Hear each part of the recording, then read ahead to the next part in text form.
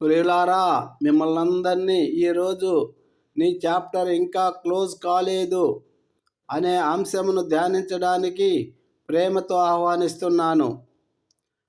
చాలామంది అంటున్నారా, నీ పని అయిపోయింది, నీ జీవితం ఇంతే అని.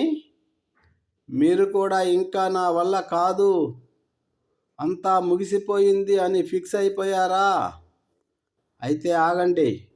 మనుషులు ఫుల్ స్టాప్ పెట్టిన చోట దేవుడు కామా పెట్టి కథను మలుపు తిప్పుతాడు.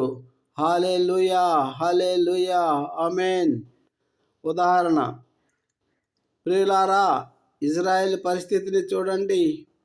ముందు భయంకరమైన ఎర్ర సముద్రం, వెనక శత్రువుల సైన్యం, ఇక చావు ఖాయం. దారి లేదు అనుకున్నారు, కానీ దేవుడు ఏం చేశాడు?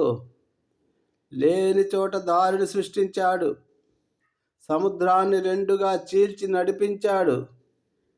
నీకు దారి లేదన్న చోట ఆయన నీ కోసం ఒక హైవే వేస్తాడు. భయపడకు. హల్లెలూయా.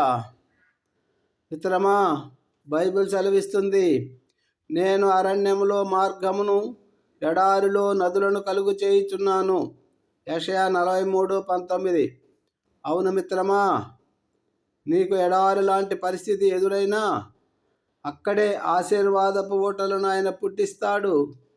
మనుషుల లెక్కలు వేరు, దేవుని అద్భుతాలు వేరు. దేవుని లెక్కలు వేరు. నీ ఓటమిని చూసి నవ్విన వారే నీ విజయాన్ని చూసి ఆశ్చర్యపోయే రోజు వస్తుంది.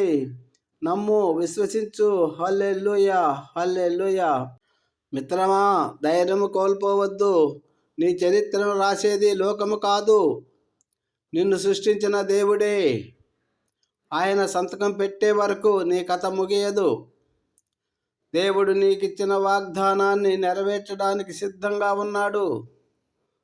అడుగు ముందుకు వెయ్యి. నీవు ఒక అడుగు ముందుకు వేస్తే దేవుడు 10 అడుగులు ముందుకు నీతో వేపిస్తాడు.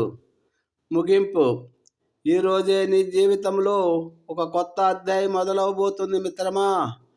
విశ్వాసంతో చెప్పండి అందరూ, ప్రభువా, నా కోసం మార్గాన్ని సరళము చెయ్యి.